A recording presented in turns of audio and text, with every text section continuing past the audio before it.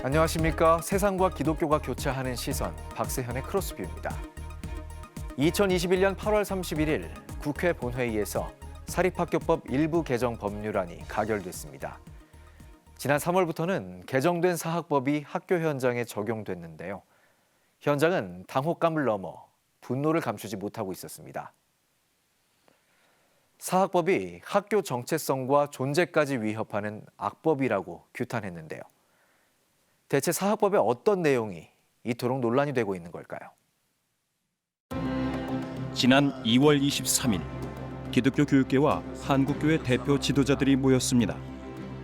사립학교법 개정을 규탄하고 기독교 교육 비전을 선포하기 위해서입니다.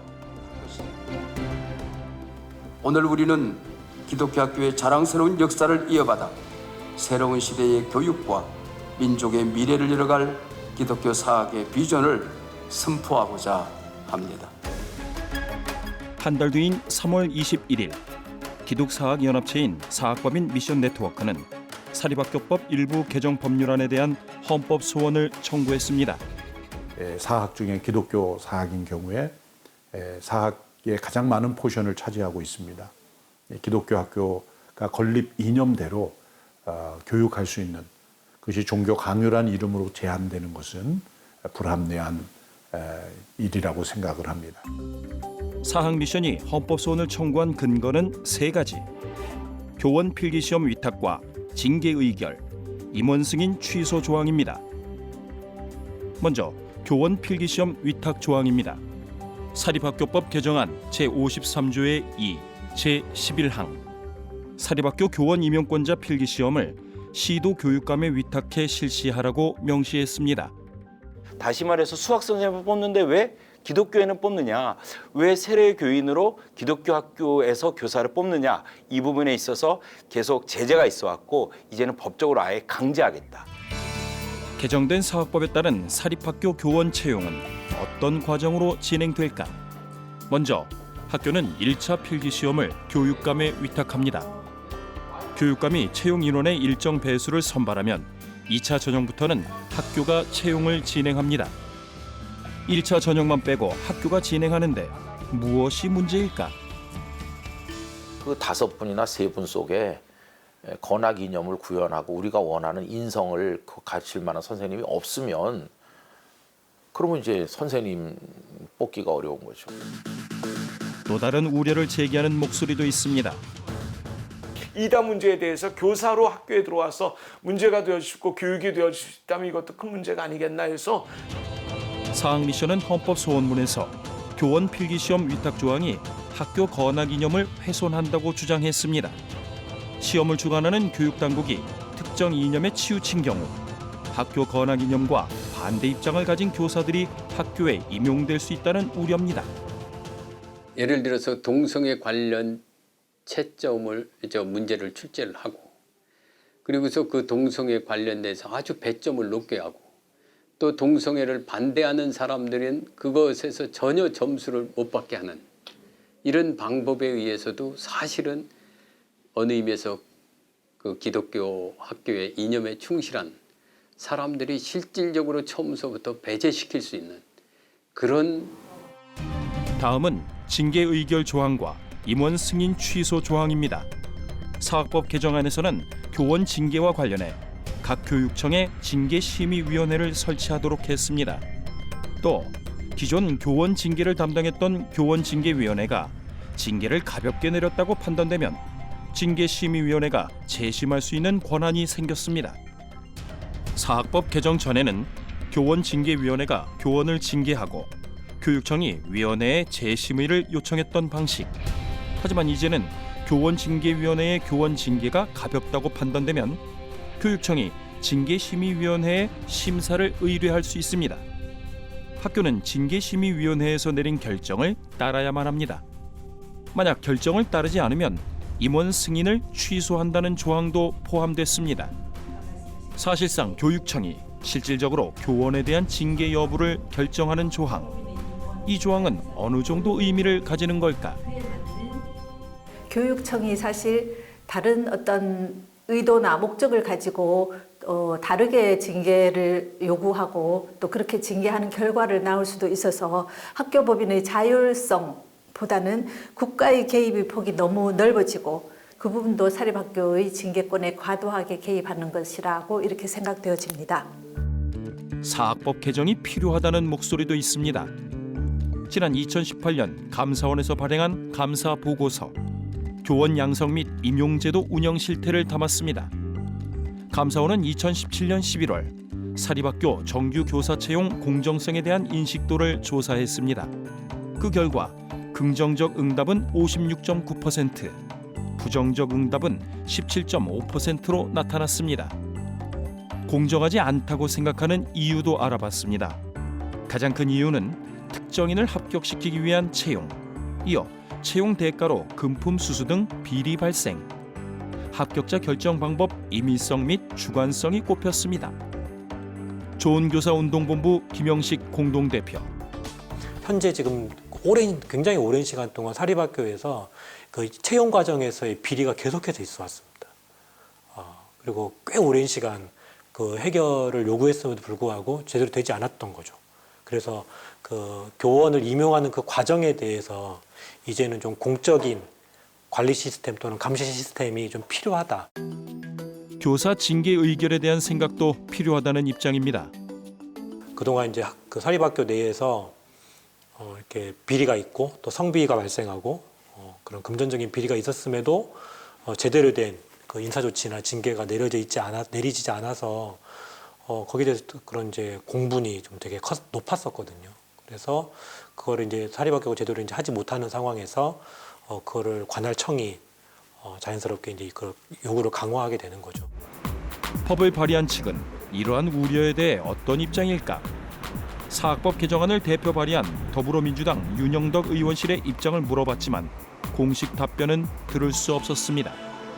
특정 종교를 가지고 있어야만 지원이 가능하다라고 이제 공고문이 있으면은 그거에 대해서 이제 반발하시는 분들도 있다는 거죠. 왜 내 헌법에서 보장된 종교의 자유, 평등권, 직업 선택의 자유를 제한하고 있다. 이런 식으로 얘기하는 분들도 있고, 사실은 이 종교라는 부분이 정말 이게 어려운 것 같아요. 이게 해결하기도 어려운 것 같고.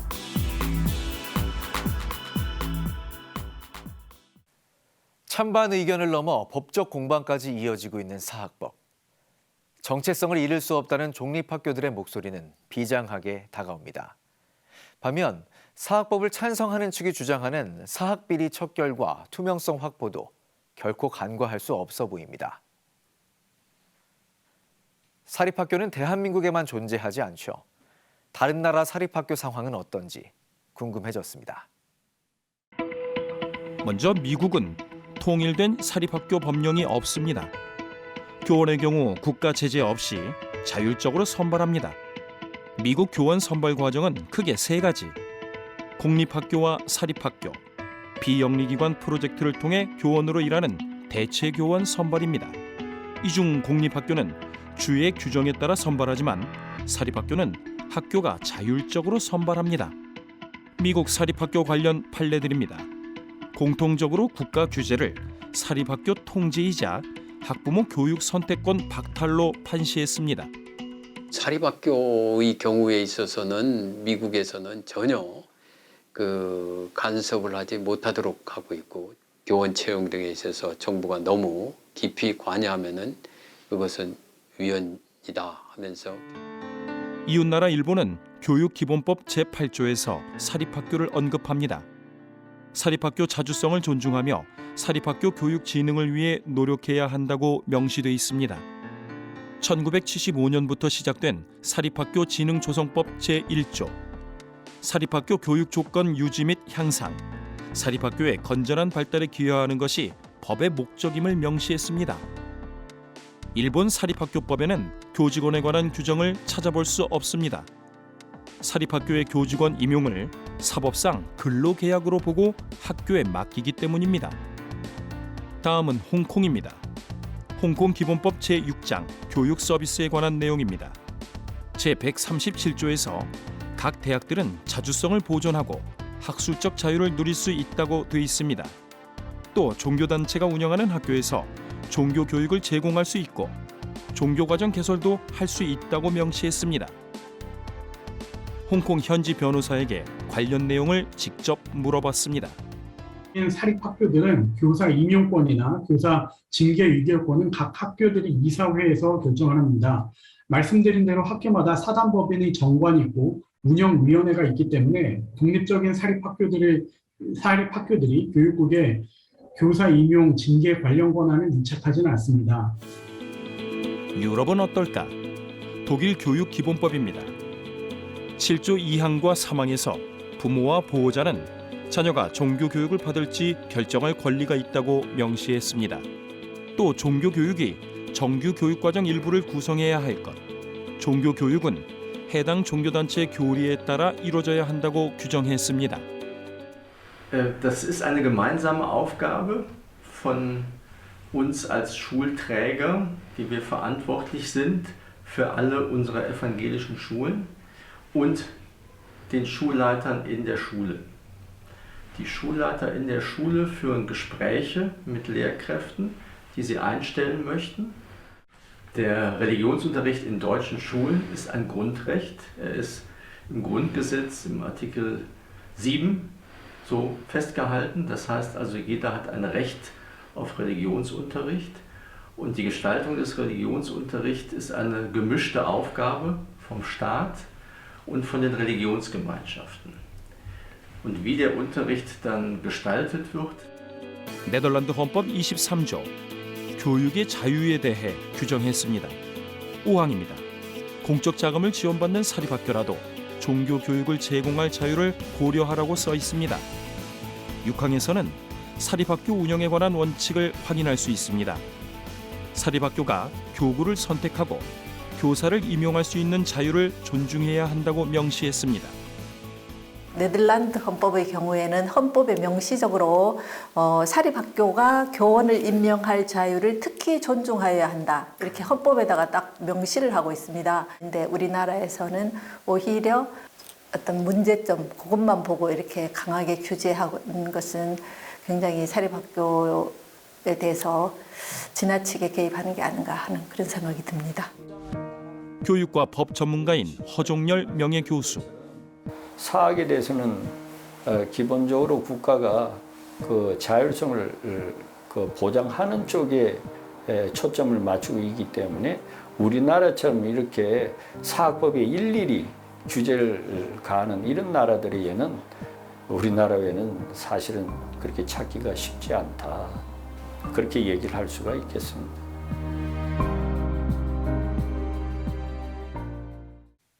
각 나라의 교육 규정은 역사와 환경에 따라 차이가 있습니다. 그렇기 때문에 법 규정 간 절대적 비교는 한계도 있죠.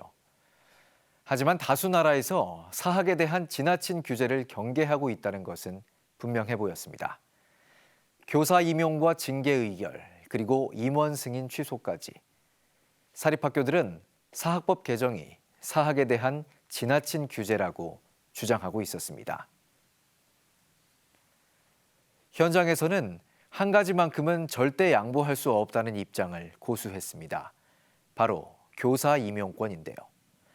사립학교에서, 특히 기독교 학교에서 교사는 얼마나 중요한 걸까요?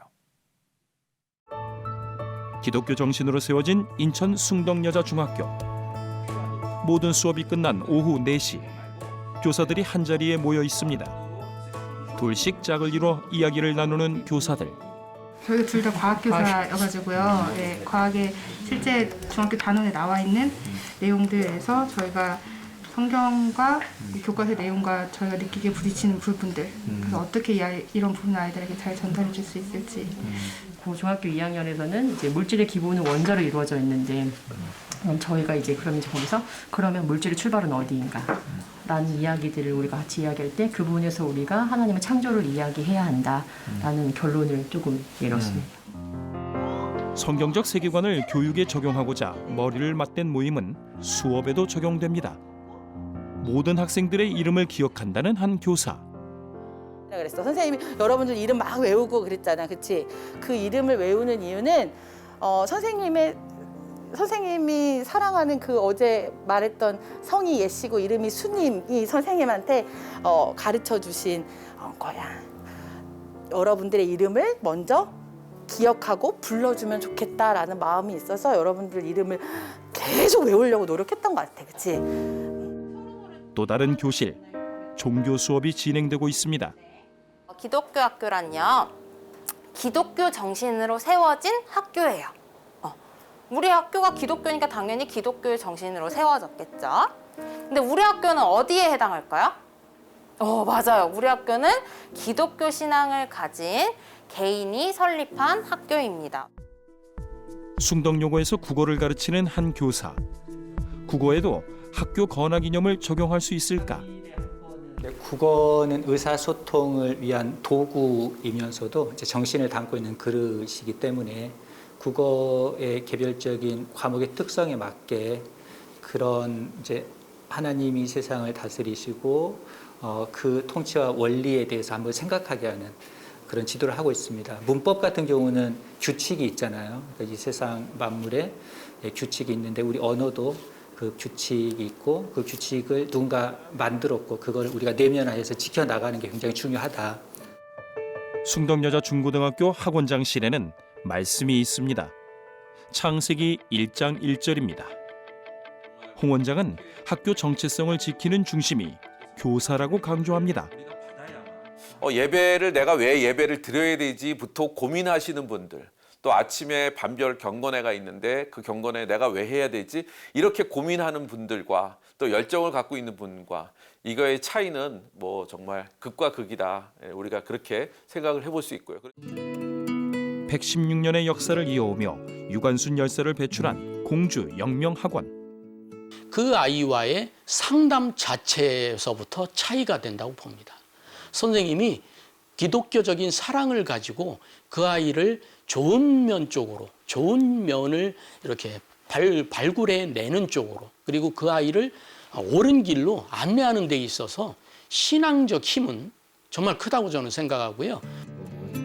교사들 생각도 이 교장과 다르지 않아 보였습니다. 미션 스쿨이기 때문에 기독교인이라면 그 하나님의 그 사상이나 하나님의 그 뜻을 가지고 어느 정도 몸에 배어 있는 행동에서 학생들을 대하고 사랑과 그 희생의 정신으로 좀 더 그 기독교인이 아닌 교사보다는 훨씬 더 학교의 그 교육 목표를 살리는데 훨씬 더 도움이 될 수 있다고 생각합니다. 학생들 생각은 어떨까? 먼저 기독교사들에게 어떤 영향을 받는지 궁금했습니다. 기독교적 그런 선생님들을 말씀을 들으면서 약간 이제 나도 뭔가 보살핌을 받을 수 있다라는 느낌을 많이 받았던 것 같아요. 하나님이 이제 너희 위에 계시다, 너희의 비전을 이제 보여주신다 이런 말씀을 이제 자주 해주셔서 앞으로 살아가는데 하나님이 있으면은 뭐 잘 살 수 있겠구나 이렇게 생각이 바뀌었던 것 같아요. 좀 더 선한 삶을 살려고 하는, 그러니까 계속 좋은 말씀 전해주시려고 하고 기독교에는 이런 게 있는데 다 너네한테 좋은 거니까 전해주겠다 이런 부분을 저희도 많이 느끼는 편이고, 그러니까 조금 더 깊은 사랑을 전해주시는 것 같아서 감사할 따름입니다. 만약 학교에 기독교사들이 없다면 학생들에게 어떻게 다가올까? 좀 더 하나님께 다가갈 수 있는 기회가 생겼는데 만약 그게 아니라면 다시 중학교 때처럼 돌아가는 거잖아요. 저 같은 경우엔 또 그렇게 변하면 하나님께 다가갈 수 있는 기회가 좀 줄어들기 때문에 그게 좀 영향을 받지 않을까 생각합니다. 저는 좀 많이 속상할 것 같아요. 왜냐하면 기독교적 그 세계관으로 제가 중학교부터 고등학교까지 6년을 지내왔는데 그로 인해서 저도 믿지 않다가 믿게 된 사람이고 또 하나님을 의지하면서 살아가는 사람으로서 그런 기회가 없어지면 많이 속상할 것 같아요. 사실 숭덕여자 고등학교 하면 제일 먼저 떠오르는 게 미션 스쿨인데 그 종교 교육이 없어진다면 숭덕여자 고등학교만의 그 기독교적 세계관으로 가르치는 그 정체성이 없어지는 것 같고, 학교장부터 학생들까지 학교 구성원들은 한 목소리로 교사의 중요성을 말하고 있었습니다. 교사는 교과목을 넘어 학교 정체성을 가르치는 존재라고 말이죠. 성경의 가르침대로 사랑과 위로를 전하려는 기독교사들과 그로부터 세상에서 받기 힘든 사랑을 받는다는 학생들. 기독교사는 기독교 학교의 존재 이유를 선명하게 보여주고 있었습니다. 기독교 학교에서 기독교사를 뽑을 수 없다면 학교 존립 기반이 흔들릴 수 있다는 우려가 커지는 이유입니다. 그렇다면 사학법 우려와 관련해 합리적 대안은 없을까요? 학교 내에서 예배를 드리거나 종교교육을 받을 수 있는 그런 학교로 학부모와 아이가 선택할 수 있으면 참 좋을 것 같다는 생각이 듭니다. 현재 학부모와 학생은 학교를 선택할 수 없습니다. 국가가 사립학교에 운영비 명목으로 재정을 지원하고 있기 때문입니다. 국민 세금을 재원으로 하는 재정 지원은 국가가 사립학교에 관여하고 학부모 교육 선택권까지 주관할 수 있는 근거가 됩니다. 그렇다면 국민들에게 그 재정을 돌려주고 학부모와 학생이 학교를 선택하면 어떨까? 바우처 제도를 적극 도입해서 학교의 자율성, 사립학교 운영의 자율성과 자주성을 확보하고 또 사립학교 운영의 자유도 확보함과 동시에 이런 부모의 자녀 교육권을 확보하고 또 자녀들의 학습권, 인격 발현권을 확보할 필요가 있습니다. 학교 정체성을 고려하지 않는 국가주도 교사 채용 필기시험. 기독교적 정체성으로 세워진 학교라도 교육 지형에서 뽑아주시는 인원이 다 불교인일 수도 있는 거죠? 네, 맞습니다. 현재 국가주도 필기시험은 채점 기준조차 비공개인 상황. 국가 대신 사립학교 연합체에서 각 학교 정체성을 반영해 투명한 기준으로 진행하면 어떨까? 자율적으로 뽑아라. 뽑고 나서 뽑은 자료를 전부 다 교육청으로 보내라. 그래서 사후에 스크린을 하는 그런 방식도 있을 수가 있지 않겠습니까? 뭐 이제 사학 협회라든지 이런 데서 공동적으로 감독청 그러니까 이제 교육청 감독하에 공동적으로 뽑을 수 있는 그러한 제도를 마련한다든지. 꼭 국가가 채용에 관여해야 한다면 학교를 선별하는 방법도 있습니다. 채용 비리나 문제가 있는 학교는 전국의 사립학교 중에서 극히 일부이기 때문에 그 문제가 있는 학교에 대해서 그런 전례가 있는 학교에 대해서는 일정 기간 시도 교육감에게 강제적으로 위탁해서 시험을 실시하도록 할 수는 있겠지만 그렇다고 해서 이 모든 학교에 대해서 이렇게 실시해서는 안 된다고 생각되고 이 모든 것을 주장하기 전에 학교들 스스로 반드시 해야 할 일이 있습니다. 뭐 교원 임용 비리부터 시작해가지고 재정 비리, 이 모든 비리로부터 깨끗한 학교라고 하는 것을 입증하는 게 굉장히 중요한 어떤 시대적 사명으로 이제 다가오는 거예요. 그래서 헌법소원은 헌법소원대로 하지만은 우리가 자정위원회를 만들어가지고 먼저 기독교 학교부터 정말 깨끗한 학교라고 하는 것을 이렇게 스스로가 밝히고 또 우리 모든 국민들에게 그러한 투명한 모습을 이제 보여줄 필요가 있다고 생각해서 조국 근대화와 민족 정신 발현의 최전선에 섰던 기독교 학교들. 그 역사는 누구도 부정할 수 없는 사실입니다. 하지만 사학법 개정으로 기독교 학교들은 정체성을 지켜나가기 힘든 현실을 마주하고 있습니다. 사학법의 합리적인 대안 중요합니다. 하지만 무엇보다 이제 기독교 학교들 스스로 존재 이유를 증명할 필요가 있어 보입니다. 무한 경쟁과 학교 폭력, 사회의 축소판으로 불리는 세상 학교들. 이 가운데 기독교 학교는 왜 존재해야 하는 걸까요? 그 답을 선명하게 보여줘야 할 때입니다.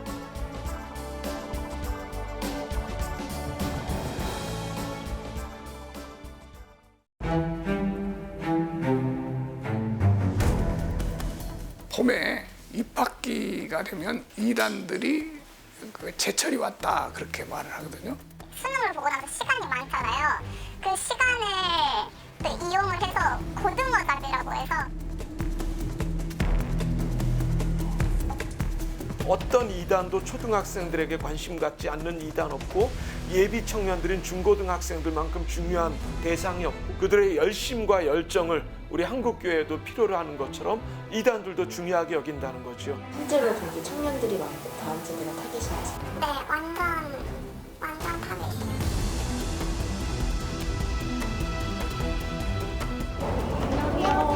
깻잎 좀 들어보셨어요?